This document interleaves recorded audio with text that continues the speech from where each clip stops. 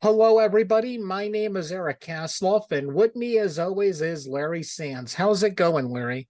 Well, everything is good until I found out we are now in the thick of spooky season, the Yeah, very first Larry, week of this is October. the very first episode of Spooktober. Halloween is my favorite time of year. Again, it begins in September. I watch horror movies. Again, 95% of what I watch is horror movies. The other is mixed between Simpsons reruns, wrestling, and family movies. But Larry, when it comes to horror fans, our Yes. favorite streaming service is Shudder. Like I said, there is so much on there and it's so dirt cheap. It's under $10 a month. And I'll be honest with you, Joe Bob is worth it alone, flat out. But then it's crazy because we're seeing our friends pop up on it Right. now, like the Yeah. Adams family, who, Yes. are our good close friends. They've been Yes. on Joe Bob and it was amazing. And so, you know what, Larry, I'm going to drink some pomegranate juice. Tell everybody who our guest is today. Oh, I am so excited. Sam Zimmerman, thank you for coming back on the show and kicking off Spooktober with us here at the Something Something podcast. Now, you are a repeat offender, which I absolutely love. It's a privilege. Thank you for having me again. Well, I tell you what, you got a lot of stuff. Now you are the vice president of programming at Shudder. And Yes. for people that who kind of may know what that means, what does that mean to all the people who think they know what it means? It means a lot. It means that if in a very broad sense, oversee the programming of everything that goes on to Shudder. And that is everything from the library and classics and cult films that we love, whether they are, endlessly rewatchable movies like Poltergeist or The Changeling, or when something like that arrives on Shudder, or something that's never been properly on streaming before, like earlier this year when Possession came onto Shudder. Worked on that for a few years to work with rights holders, and then I'm also a core part of the team that works on our acquisitions, our originals. So when a film like VHS 85, which is coming out this Friday, Can't wait. Can't wait. it is so good. It's really one of the best. I work on the development and the production of those films, as well as films we pick up at a festival. So I'm constantly going to, I just got back from Fantastic Fest. I was at Fantasia and Sundance and Cannes. So I'll see films there and say, along with my colleague Emily, we really love this. We think it's a part of what the fabric of Shudder is. We want to release it. Um, that happened earlier this year. Tribeca with an Australian thriller called "You'll Never Find Me," which will be releasing next year. That is so good, and just an introduction of really powerful, stylish filmmakers, and is maybe the most successfully dark and stormy movie I've seen in years. So Can't wait. that's part of the process. It's also the material programming of the service, going on to Shutter, and when you sign on to Shutter, what you see, I'm a part of that team. So Wow. in many ways, I'm sitting in the center of things and constantly twisting my head around to what needs attention. As Wow. a huge sports fan, when you talk about the going to festivals, it kind of feels like you're a baseball scout in a lot of ways, like, Hmm. but I'm always watching it and I'm always discovering stuff. Like I just about 2 weeks ago watched Elevator Game, Oh which yeah. I absolutely loved. It the late 90s and early two, because that's when I was a teenager and in my early Hmm. 20s. And that felt like something I would have gone to see in theaters because someone from the CW was on it. And I love that I era think of that is horror so a much. terrific observation, a terrific parallel. I think one of the things I really loved about that is the say about seance about elevator game is also what I loved about a film called Seance that we were a part of, that Simon Barrett directed. Yeah, I saw It that. has the same feel, Dark Castle and Screen Gems, and youthful horror of the late '90s and early 2000s. Absolutely, And then you guys hit it out of the park with Brooklyn 45, yeah. which, oh my God. It felt like I was watching a community theater play. And I mean that in the best possible way because it was Of so course. intimate and just so interesting. And anytime I get to see Larry Fessenden on my screen, it's a 5 out of 5 movie for me. Larry is the best. That film, all credit to Ted Geoghegan and his incredible cast. It was such a meticulous and intimate and personal vision for him, and I think that entire team killed it. It's such a Yeah. special movie, and a thriller and a drama and a ghost story, and combining those elements all into something contained and special and beautiful. And you're absolutely right. I think Larry is someone that I don't even know if it's been properly recognized how influential he is on independent horror. He really is a special voice that we should applaud daily.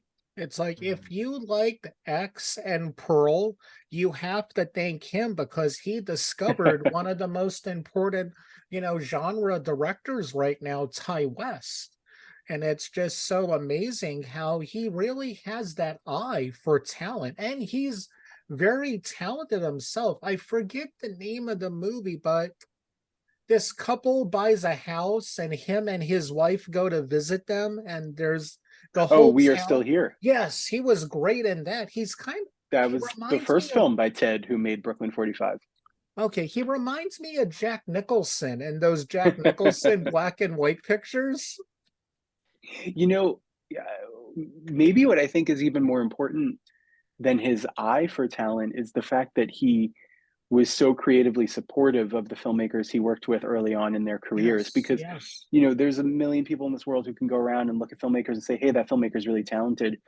But to really sit down and let them loose creatively and be a bedrock of support is so important and so specific to his character. I mean, Larry is an absolute artist, and we've had the privilege of working with him on Brooklyn 45, and hosting a number of his films on Shudder, including Habit, which I know he went on Joe Bob to discuss. And that in itself is an incredibly special episode to listen to Larry talk about what it was like making really DIY independent horror in the 90s in New York City. Um, I can never say enough good things about Larry Fessenden. Yeah. Uh, Sam, do you ever wake up and go, "Oh man, I don't want to go to work today"? I don't think so. No, no, no, no. Listen, one thing I always say, and it's true that working at Shutter is an absolute dream based on sort of what I grew up loving and who I am as a movie fan, especially a horror movie fan or really horror storytelling. Um, but I'll always say one thing that people don't think about is all the time I spend in spreadsheets. Right. Ooh, But yeah. even then, I'm grateful for what I do. Speaking of behind the scenes stuff, that was because I would imagine you're multifaceted, I probably as a vice president of programming, but as much as fun it is to go travel and find new films, talk to filmmakers and curate special things on Shutter, there is that behind the scenes where nobody knows what you're doing except you, and you're like, oh, I got to fill out another piece of paper. And that's okay. It's all Yeah. logistics, and everyone's job in the world probably entails some of that. So, Yes. the fact that Yes. I get to do it in service of bringing some really cool movies to the world and hopefully introducing filmmakers to people is a total joy. What is that like to be able to talk to obviously filmmakers in general that have been around a long time, but what is it like for you to talk to new filmmakers and just say, hey, we'd love to have your film be a part of Shutter? What is that like? It's it can be nerve-wracking every time because really what you're trying to do or what we're trying to do at any of those points is prove why we can be the home and why we should be the home or we believe we should be the home. Um, so it's always really exciting, and it's always really exciting, especially when a film blows you away and you say, I believe this filmmaker should be out in the world. I believe people should know this filmmaker's name or see this film. Um, you just always hope you're eloquently or you're properly expressing why we're the home, because we're not, um, we're absolutely not the only game in time, the only game in town. There are distributors everywhere, and many of our colleagues out in the world do a great job. We believe we're special for many reasons, um, and whenever we really love a film, which is most of the films we release, like we release those films because we care about them. Um, it can be a bit nerve wracking, but it can be exciting because we just want to say, this is our vision for your release. This is our vision for, hopefully what you do from here, whether it's Yeah. with us or without us. We just get excited by the opportunity. Yeah. Yeah. And what I love so much is it's so hard for your channel or streaming service to have an identity. I mentioned the CW earlier. That was the last channel that was like had a personality to it, a target audience, young adults. And with other streaming services like Netflix will have horror on it, but it's not the core of its being. And with Shudder, what I love so much is it has the identity. If you think of Mhm. all the streaming services as a family, Shudder is the kid during Thanksgiving listening to MCR and reading manga. That's, and I mean that in the, because I am that guy, but it really, you guys know your audience so well. And like I said when you were on before, challenge your audience to get out of your comfort zone when it comes to movies, because you guys get so many foreign movies on that Yeah. are just so awesome. And like you said, everybody knows the big movies of the 80s, but then the Butcher Baker Candlestick Butcher Maker, Baker, which Nightmare Maker. Nightmare Maker, which I know a lot of people hate bringing up because of a movie that came out last year that was heavily inspired by it. Halloween Ends. Yeah, I know I'm going to get hate for mentioning that movie.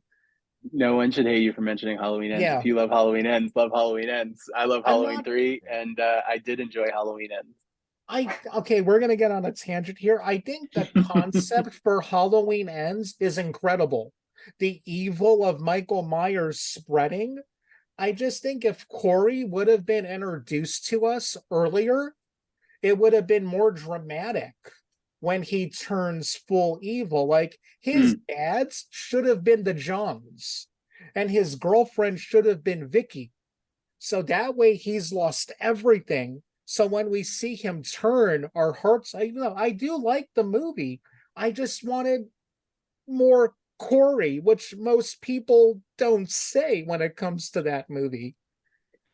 That's I think I have a few thoughts about things you've said up until now. But I'll start with Halloween Ends, which I think a lot of what you're saying are the types of things people say when movies are a bit adventurous and strange in their moment, and then some years down the road when you have a more isolated view of it. And I think Halloween 3 is probably the best and closest example. I think a lot of people for so many years said, if it wasn't called Halloween 3, I would love it.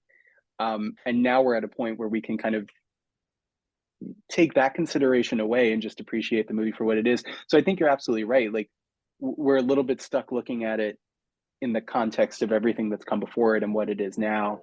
And then I wonder, in 5 to 10 years, people start going back and going, "What? Some of us were right. Maybe a few of us were hard on it." That kind of thing. And I think the comparison you made with My Chemical Romance is very funny, just because I remember seeing them when they were on Eyeball Records at the bottom of 4 band bills way back in the day. That's amazing. That's amazing. Oh yeah. Actually, it is kind of You need to read this. what is that? Lowering Oh Your yeah. Voice Tonight, the history of early 2000s emo. I do want to read that. I read the long excerpt about Jimmy Eat World, but I haven't read the book yet. That's cool. That's cool. This whole talk is kind of like I would imagine what horror fans talk about when they talk about Shudder. I would imagine, because you know, Eric, you're absolutely right about the um uh different it's like the CW, right? There's definite feel for Shudder, and it's all about horror. But in the horror genre, there's so many subsets of horror. How, Sam, in the world do you keep everything almost in perspective? Because you have a great history, just like Eric, you have a great history of horror, and you come from this place as a horror fan first, I think, right? Yes. So how do you keep the history of it all and try to not really convince or talk to other people about why you're making a decision to bring on this film or that film or this filmmaker or that filmmaker? Does that make sense? It does. I think for the most part, I just speak to it from my own enthusiasm. You know, one of the things I always try, and some days I completely fail to live up to this, and other days it's part of the core of who I am. But I think, like, as a horror fan and as someone who works for Shudder, one of my responsibilities is to always be curious and always be adventurous. Like, I don't. I think it's very nice when people refer to me as an expert. I am like a little concerned about that word because I just always know there's so much more to see. There's so much I haven't seen. There's so much I haven't read, and I want to stay on that track. I have, I'm rereading English Gothic right now just to like always keep the history of the genre try it in perspective. I rewatched The Exorcist a few weeks ago just because I was like, oh, I don't remember the last time I watched it, and I don't want to take things like that for granted because I think it's so easy to think about a movie like that or think about a movie like Halloween and go, oh, I've seen it. And you've seen it and you have all the cultural references from it. And so in your head, you're like, I'm constantly up to date on it. But when I rewatched The Exorcist a few weeks ago, I was constantly surprised by scenes because, some of them aren't the iconic scenes. Some of them are, when Father Karras goes to visit his mother in the hospital. And that's actually one of the creepiest scenes in the movie that I found. So I, I try to approach everything as whether I'm watching it for the first time or learning things about it I haven't before, and speak that way about titles to people who maybe haven't seen them before. And just here's why I'm personally excited about it, because so much of the Shutter team, we exist on our personal excitement. We exist on our enthusiasm for the genre. So if we tried to break it down in a way that wasn't authentic or using terms that we just thought people wanted to hear, I don't think it would get us very far. I think what excites people about Shutter, or what I hope excites people about Shutter, is that we really care about it. That's absolutely amazing. That, and it's spot on, because when you have a passion, when you have enthusiasm about something, you don't have to convince anybody of anything. They absolutely know how you feel. And I certainly appreciate that, because you because I guess, when you try to use the big words, when you try to talk like about a game, or about a Sure. genre, and people kind of go, come on, dude, really? But when you get down to the heart of it, Sam, that's why I love talking to you. I love talking to you, and I love listening to you and Eric talk about horror, because I'm on the outside. Look, Sure. I'm a horror light. I'll watch all the stuff that comes on AMC, and we'll find stuff.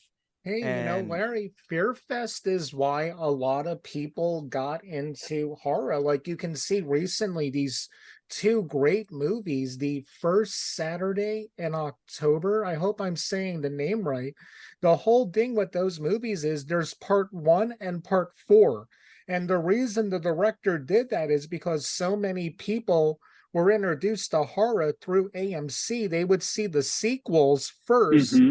then go right. back and watch the original. Like, The first Friday the 13th movie I saw was part seven, New Beginning, with the young woman who okay, has like telekinetic yeah, powers. yeah, yeah. Is that New Beginning or New? That was New Beginning.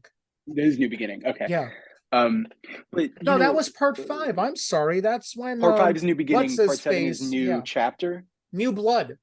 New Because Blood. six That's is what it my is. favorite. Jason Lives, Jason then New Lives. Blood. But Larry, you know what I think is interesting is horror is the type of thing where there are so many of us who really love the genre and know a lot about it, but it's not owned, right? It's not entirely owned because just as often I'll meet someone who says like, "Oh, I'm not really a horror fan," or "I'm not this," but because of lived experience, because of going to the movies, because of this, Yeah. they'll have seen something on TV however many years ago that I've never seen. And so I Yeah. think if you enter these conversations like, "I know everything," or "I did this," you're not going to get to that wonderful point where you say something and someone says, "That reminds me of this movie," and I go, "I've actually never seen that." Now Yeah. I have a whole other Right. rabbit hole to go down. Yeah. It's that's what's exciting about talking about the genre and talking about film in general. Absolutely. Absolutely. How do you, so obviously throughout the year, you work on bringing films and filmmakers to Shudder. Um, Yes. how in the world do you do you put anything special together for the Halloween season for Shudder? We do, in a few different ways. I think from a top level point of view, from like our original programming, that's our big focus because we want sort of our best, our brightest, our scariest, but also our most seasonally appropriate titles to hit at that time. You want there's a certain feeling that comes with October, like a funhouse Yes. and mischief and scary and weird and but also fun. And to me, the movies we release and the original programming we release has to live up to that. So you start this month with VHS, right? And then you go into the Puppet Man, which is this kind of supernatural curse, somewhat of a slasher, somewhat of a demon movie. Then you go into Night of the Hunted, which is produced by Alex Aja and is this like great tense thriller. Is it a Um, remake of Night of the Hunter? no, Oh, it's okay. just yeah, it has no relation to the Jean Rollin film either. Oh, okay. And then on October 27th, we premiere When Evil Lurks. And that's the new film from Damien Rugna, who made Terrified, which is, one of the great horror films of the last few years. And this one, all I can say is prepare yourself. I think we've, together with Damien, who is an absolute new school master of horror, have made something really, really special, really scary, and really provocative. And I think it's kind of the perfect film to watch that weekend right before Halloween. And then on October 30th, on Devil's Night, we premiered the new Hell House LLC film, I which can't I wait. think we're so excited about. I mean, we've been able to partner with Stephen Cognetti and Terror Films from the first film, and that to me is the perfect series to watch in October. So we think a lot about mood and atmosphere, and then on the series side, right, Friday the 13th, when better to premiere a new season of Creepshow? Exactly. Yeah. The quintessential kind of balance of like fun and scare and goopy and gory and creepy and crawly and monster based. We'll have a new Joe Bob special. We'll have the new Dragula season. So to us, it's exactly about that tonal feeling of like what does October feel like, and Yeah. that's what we want our movies and series to feel like. And then that extends down to the library programming because it's October. Of course, I want to watch Evil Dead 2, right? You want to watch like a fan favorite. You want to watch Yeah. something cozy and exciting and bloody. Um, but you also want to watch movies that are really scary. So Lake Mungo to me, which is probably one of the So scariest good. movies of the Yeah. 21st century, right? I want that. I want that When front and the center. I want people to be boom discovered. happens in Oh my that God. movie, it happens, man. And It we just both know drops the on you. point I'm talking about. I remember watching it with my dad, and when oh my God, that's an oh man, I got goosebumps remembering that movie. Oh, it's so special. And I'm just thrilled. I'm thrilled we can have it on Shudder. To me, October, we exist horror all year round. So to me, October is very much about a feeling, and we try to live up to that feeling every year. Yeah. It's Yeah. like I was saying earlier before you logged on, during October, I tried to gear myself more only watching films that take place during Halloween. Like Mm-hmm. Natty Knox, what just came out. We just had, the director on recently. He also did Halloween Oh, Dwight 4. Little, a Dwight legend. Little, we had Yes. him on Yep. for Yep. his book, and I'm definitely going to be watching Natty Knox Halloween 4 and one of my favorite things, I wish you guys would get it, is the Halloween Tree, the Ray Mm, Bradbury cartoon, which would be so good, such a good introduction for kids to get into horror, I think. that's a perfect recommendation, and I should see where it's sitting. And not dissimilar, but today we added the Spirit Halloween movie that they've made, It was so which is good. that's what I and then that to me is perfect because I know, I mean, I'm a dad now. There's probably a ton of Shudder members who have children, and you know, those kids aren't old enough to have a Shudder membership, but isn't it fun to include them in something you're watching, in Yes. something for the season? So Yes. I thought that was a really fun ad, and really fun way to sort of, because we also added the gate. So to me, that's like Classic, perfect gateway horror. classic. I'm just saying, another tab on it, Shutter Junior. You can have, kids, That's awesome. introduction movies. We got to keep the fandom growing. What's funny is arguably the fandom grows by the gateway movies, but also the movies you saw when you were far too young to see. Oh Because I yeah. think in Oh, so many ways I started on this journey because I I, accidentally saw Castle Freak too young. I just That's love cool. telling this story. In first grade, I went as Jason Voorhees to school, and I had to keep my weapon in my desk because I scared some of the other kids.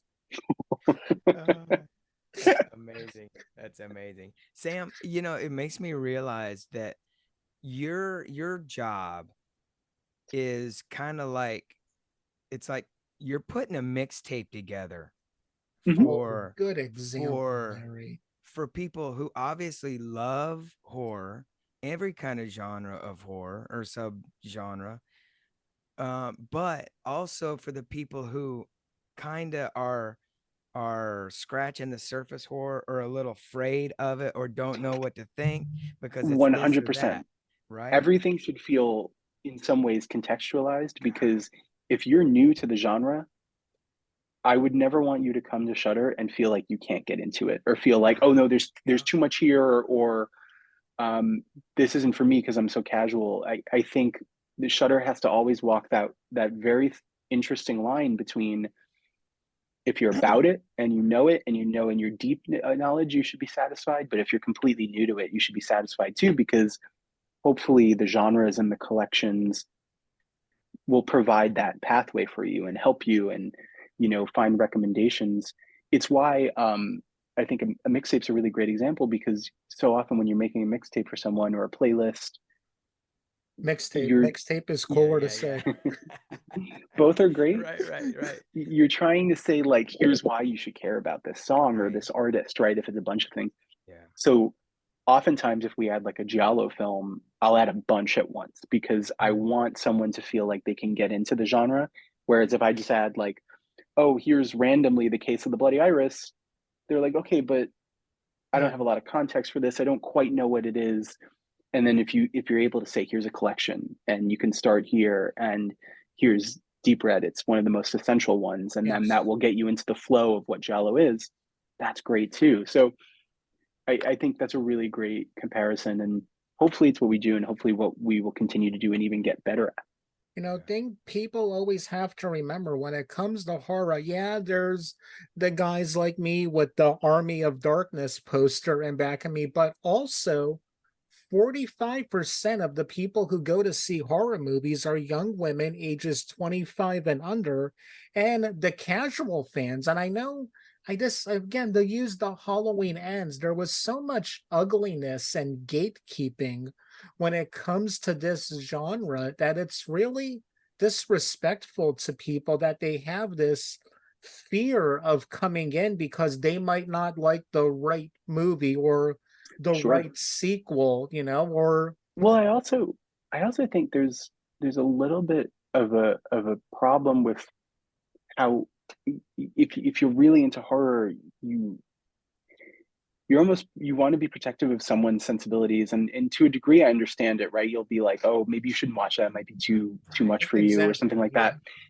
But I always think about, and I wasn't there for them, but the days of the drive-ins, right? Like 90% of the people going to a drive-in, I, I don't even know if like fandom was as popularized then, the idea of being a fan of something. Yeah. So someone might just roll up and see Last House on the Left. And you know what? They were an adult. and they could decide if they liked it or not. They could decide if it was too much for them or not. And I think as horror Mm, fans, we should be encouraging people to discover what's for them and what isn't, and what they love and why. And everyone, most of us getting into this stuff are adults. You can check something out if it's crazy or if it's hardcore. You can give it a shot. If it's not for you, that's okay. yeah. Um, but I absolutely don't think we should be telling people, "Oh, don't watch that." Right, We right, should Yeah. always right. be encouraging curiosity. Well, I just want you to know, Sam, Eric Kasloff will throw any horror movie my way, and he won't tell me anything Well, about it, and Larry, I'll be surprised. I am protective of you. Like, I would never That is let true. you watch Terrifier 1 and 2.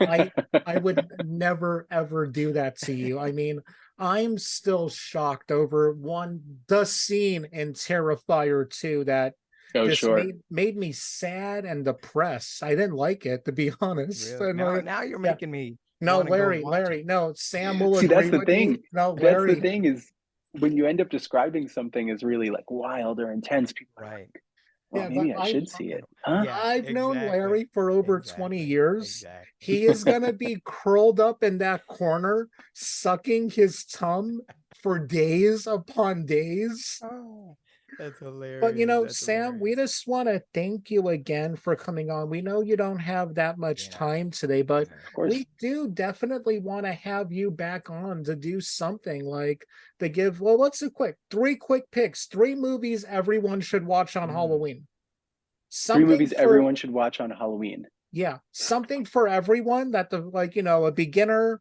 hardcore, Hmm. and then, PhD level. Okay. For beginner, I, I think the original Halloween is a perfect entry level point. yeah. Everyone can watch. It's an essential. It never gets old. You want to watch it on Halloween. It has the feeling of the holiday. It's still eerie. The relationship between Laurie and Annie, you just like love them so much and want to hang out with them. It's what so many movies are missing. So I think Halloween is perfect. Everyone can watch. I think for a really good time, I would recommend Deadstream, which we released last year. It's as funny as it is scary. It's tense and it's wild. And that to me gets to the fun house aspect of what Halloween is in my mind. Um, you know, Mischievous and creepy and a little bit shocking, but mostly like has a big smile on its face. And that's what I think is so special about Deadstream. Um, this is perhaps this is for everyone too, even though it's a very gnarly film. I think my big recommendation this year is When Evil Lurks, which we release in theaters on October 6th from our friends at IFC Films and on Shudder October 27th. I think it's the horror movie of the year. I think it's scary. I think it's grisly. I think Damien Lugna is a really special talent, and it it really really delivers in a big way. And I think you're going to want to watch it at some point throughout October. That's And amazing. then bonus under the radar pick is you should absolutely watch Caveat, which is a film from Ireland that we released about a year or two ago by a great filmmaker named Damien McCarthy. Very DIY and really special perspective. He has his own unique perspective. There's a little Kiyoshi Kurosawa, there's a little Mario Bava. All comes together in something really, really just kooky and creepy.